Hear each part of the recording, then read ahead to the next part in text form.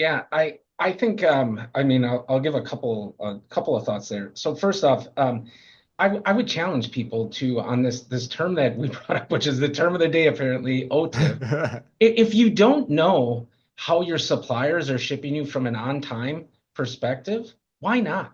Why I would challenge you on why don't you care about that? And if you are looking at that, have you set a goal towards what good should be, and how did you arrive at what that goal of good Hmm. should be, and have you communicated that to your suppliers? And then you look at the and in full, and are they actually shipping me in full? And again, if you're not measuring that, why not? And what does good look like?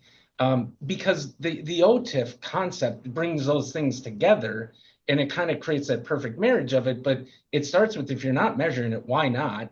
And even if you are, what does good look like, and how are you communicating that out Hmm. to other parties in your organization as well as your suppliers around what the expectations are?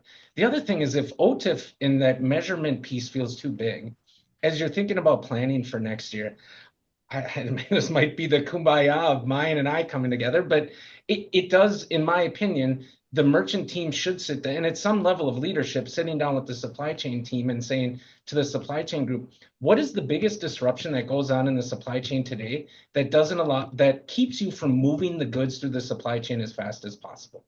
Just start with that question. And then Hmm. from there, you can start to figure out, okay, what's my role in that? Oftentimes merchants don't even realize they play a role in what that disruption is, and then you can start to take that one big thing and start to unpack it and look at that. So and on the supply chain side, they need to be invested in what the merchant strategy is. What are the Hmm. big categories you're going after? What are the channels? Am I set up for success to do that? Now, the best organizations are likely having that planning conversation at a high level, but I do think just even that intimate, let's sit down and talk about it, is critical for both parties.